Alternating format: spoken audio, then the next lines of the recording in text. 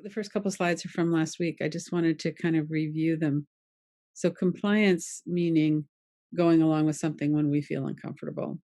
And there can be a bit of fawning in there too, that if we perceive that we need to stay on the good side of someone who's more powerful, we might go into fawning.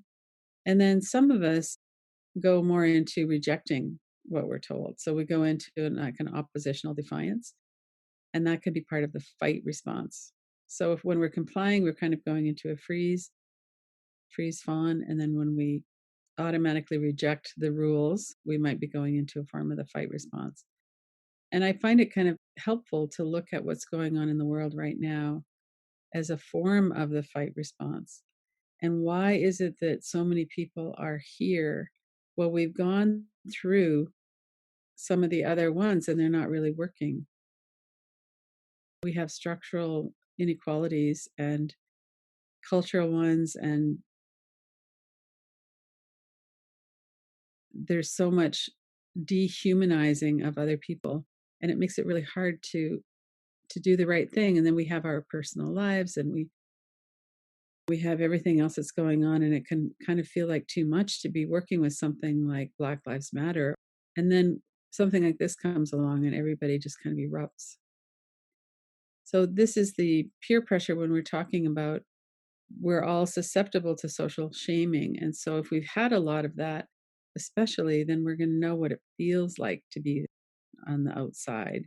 And I think last week we used the term oddball, where we just don't seem to be understood. We're considered kind of weird. We're considered like our ideas are kind of strange. And that could be relatively benign. And it could be, I know my son gets a lot of pressure around being a feminist.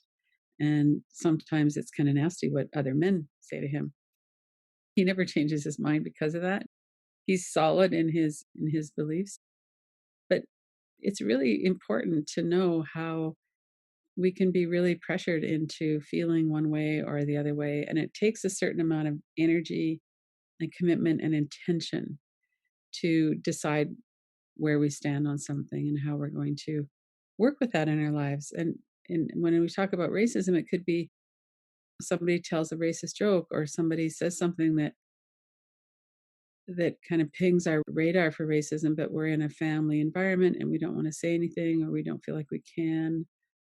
And then how are we going to work with that? One of the ways that we might is that we go into some kind of freeze or compliance and we shame ourselves.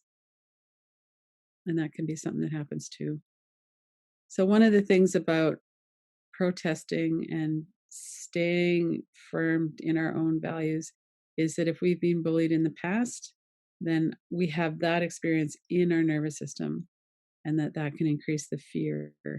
And we talk a lot about the window of tolerance and how can we stay in what we believe to be correct or right for us, and knowing that we could be hurt for that, knowing that, for instance, people that are going out to do silent demonstration in a peaceful way today could be hurt or killed. So that alarms our nervous system. That's part of what's going on for us. So I'm not going to read this whole quote because everybody else can read, but I just wanted to point out Brene Brown. Her work is so important around not dehumanizing other people. And one of the things that I saw this last couple of days too was a request to stop sharing that picture of George Floyd on the ground, because it's dehumanizing to see him like that we don't actually share pictures of white people in those situations. And instead to share pictures, I saw lots of pictures of him with his daughter and him doing different things. So he becomes more real to us. He's more human to us. So that's just a very simple, in some ways, example.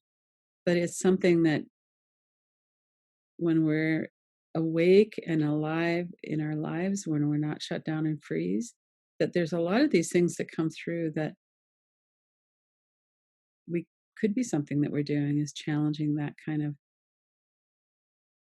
language or attitudes or ideas from people in our social circles, and how difficult that is to do too.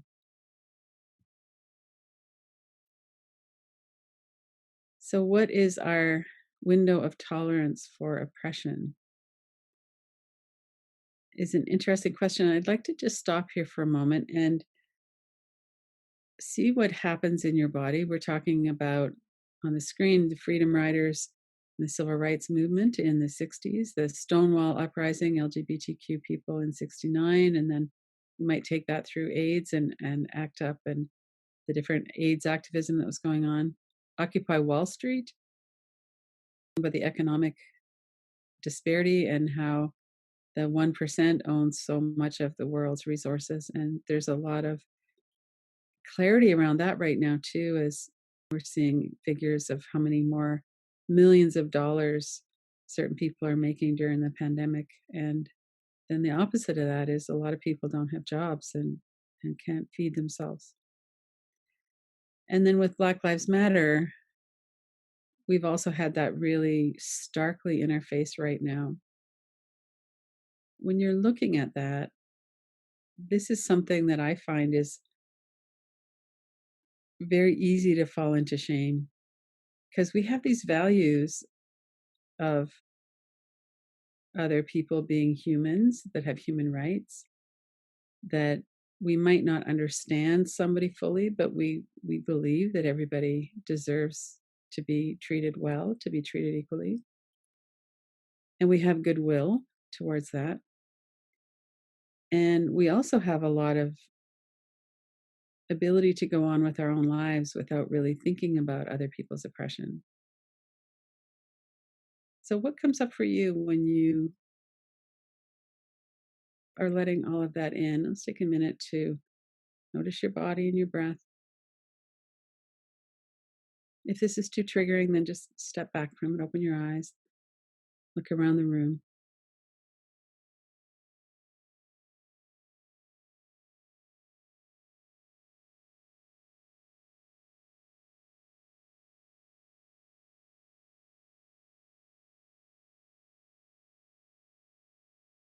And then we become aware, like we have this week. It's been really in our face. And it's not like it's brand new. We've known this for a while, a long time. And it's become fresh in a way because it's become so extreme that a police officer would murder a unarmed person, an unarmed Black man, in full view of a whole bunch of people. And that shocks us. And so we don't have tolerance for that.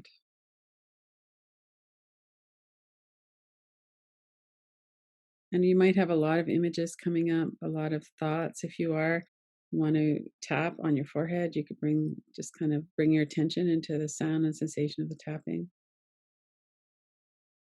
You could open your eyes, put the images on the wall across from you, look at them like they're in a frame.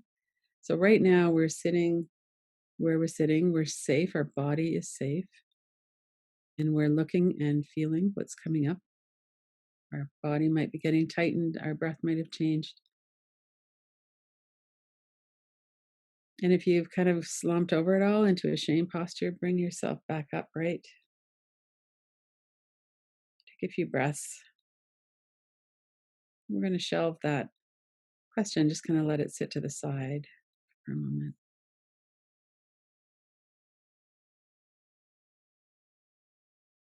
I brought these pictures into this slide because I wanted to just point out what a history that we have and the different meanings of taking a knee. So Colin Kaepernick lost his job as the quarterback, multi-million-dollar contract. All of a sudden he's unwelcome. And we can remember too some of the controversy around that as people were arguing that he was being unpatriotic. And in Santa Cruz, the whole police force came out and took a knee along with the citizens. So they didn't do what they're doing in the top right there, where there's that one young woman who's kneeling in front of a line of police officers with guns pointed at her.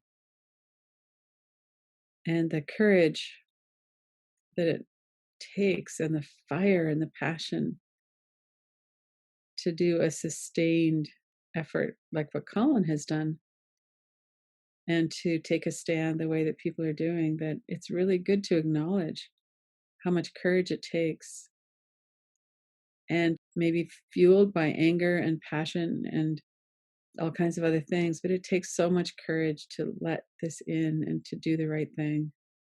And that many, many people are doing the right thing, in addition to all of what we're seeing on the screens as what we wouldn't consider as the right thing, that's for sure. So in April, the so called freedom fighters for haircuts were taking their guns and actually went into the Michigan legislature. And there's a whole group of people that are being inflamed by the president of the US right now and encouraged to do civil disobedience. And there's also just the stark fact that there was nobody, the police were not treating them the same way that they're treating the peaceful protesters in the Black Lives Matter demonstrations that have been going on.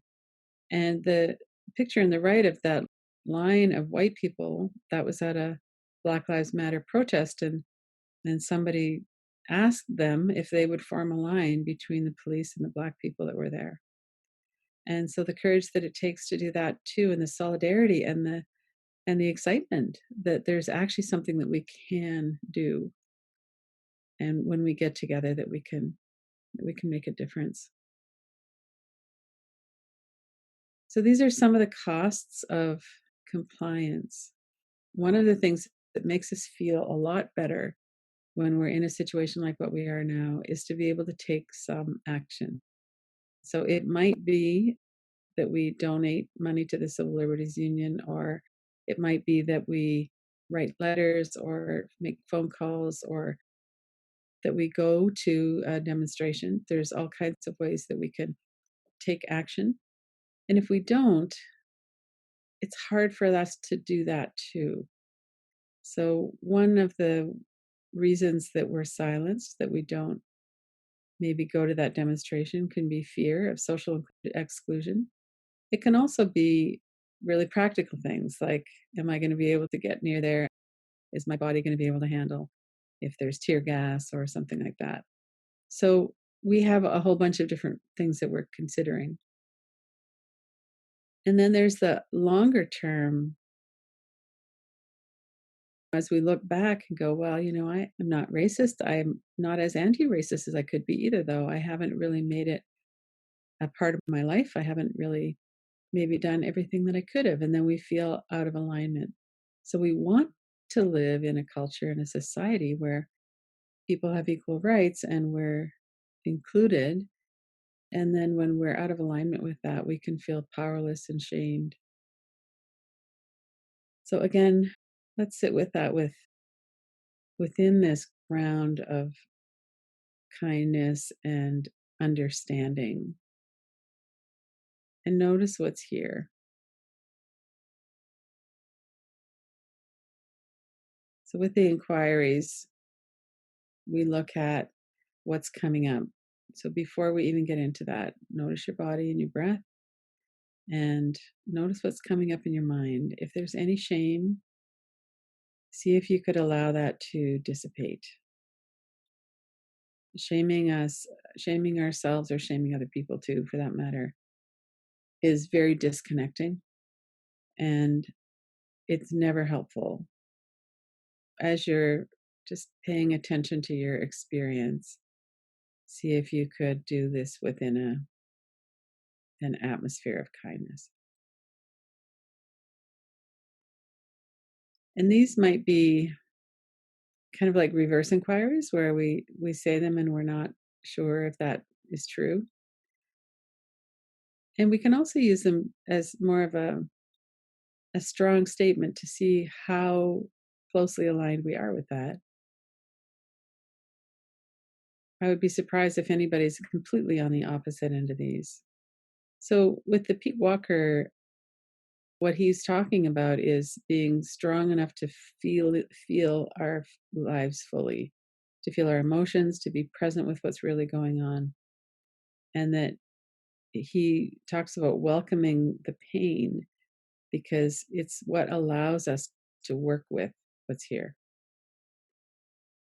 Well, let's start with that one. I am strong enough to feel this fully.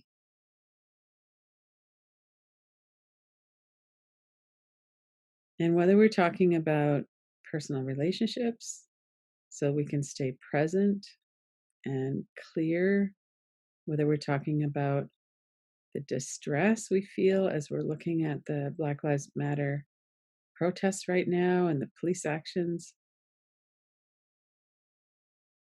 whether we're thinking about a misalignment with family or close friends. Notice what happens when you say that to yourself. What's your response? I am strong enough to feel this fully.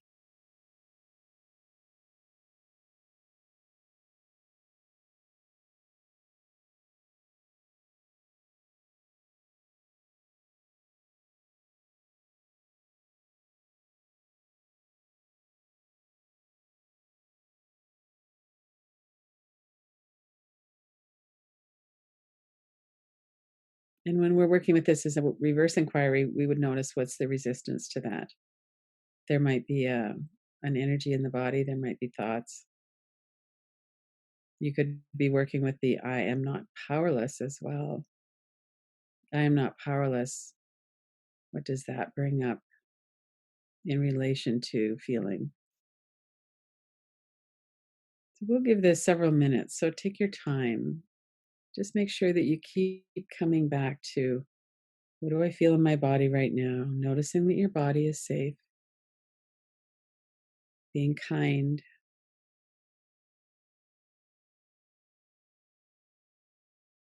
Stay connected with your breath.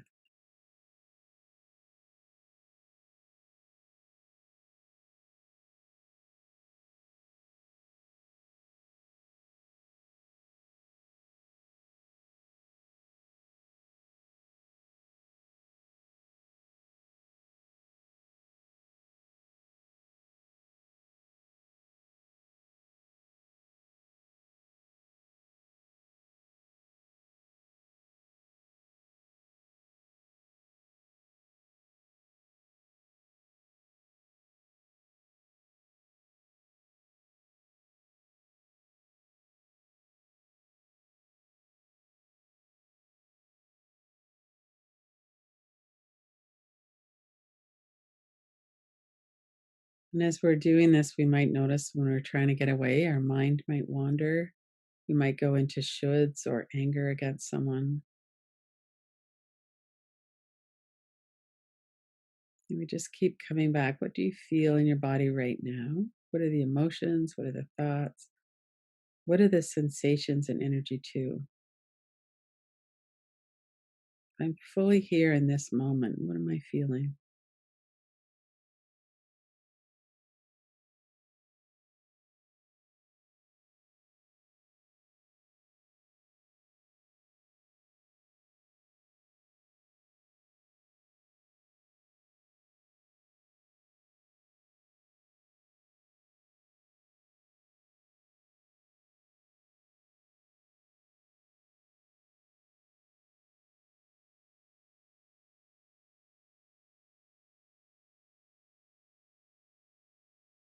And what's your response to the words, I am not powerless? One of the things that can happen very easily when we're looking at the images that we're seeing of the protests and the violence is we feel powerless and we feel scared. What's going to happen? We might very easily get into trying to predict the future, and that can cause a lot of distress too. So, if you have a lot of catastrophic thinking, then it might be very helpful to do tapping or open your eyes, put it on the wall on the other side of the room, take your eyes around the space on the outside. To use some of the tools that we have for staying in the present moment and seeing thoughts as thoughts, noticing energy in the body.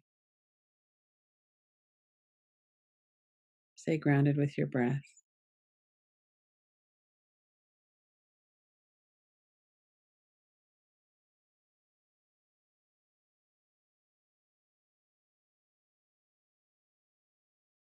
And what happens when you look at, I can stand up for what I believe is right?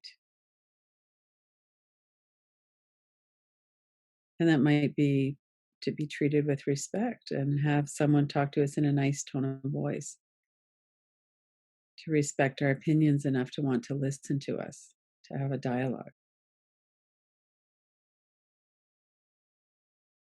This runs all through our personal lives. And it's a bit uncomfortable or scary, or maybe a lot to do that, to not just go along.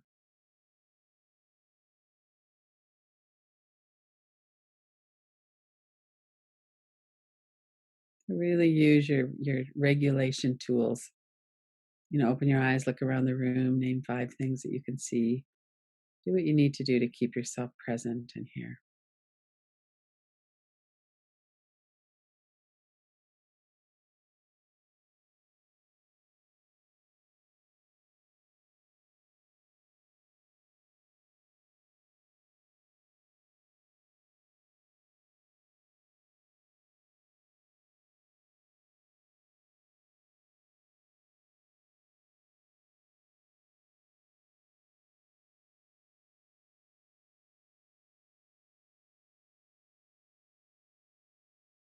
And be alert for shoulds, for shaming that often comes in as shoulds or perfectionism.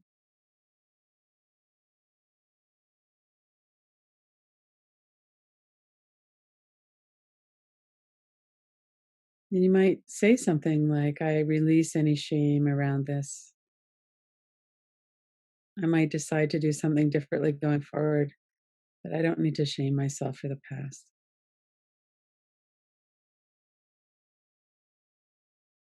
I understand. I understand myself. I understand trauma response.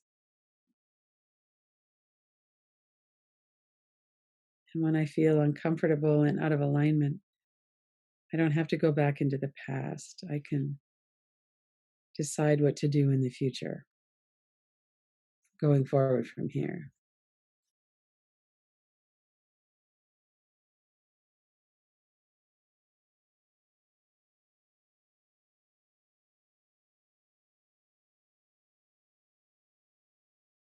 And we're going to finish in about a minute or so.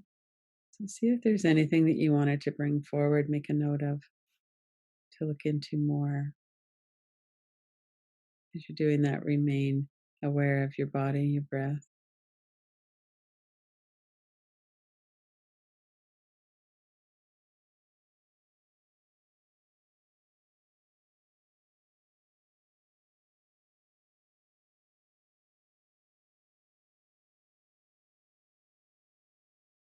And then bring your hand or hands to your heart. Feel the warmth of your hand. And hold yourself with some love, kindness, compassion. Whatever your situation is, it's a very difficult time right now.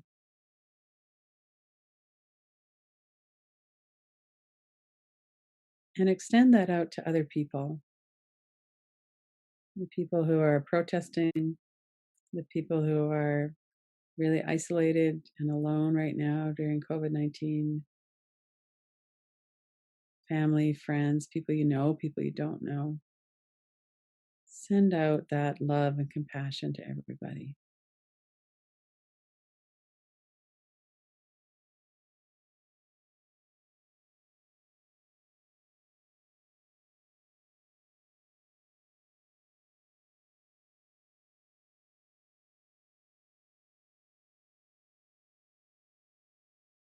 And take a few deep breaths and open your eyes.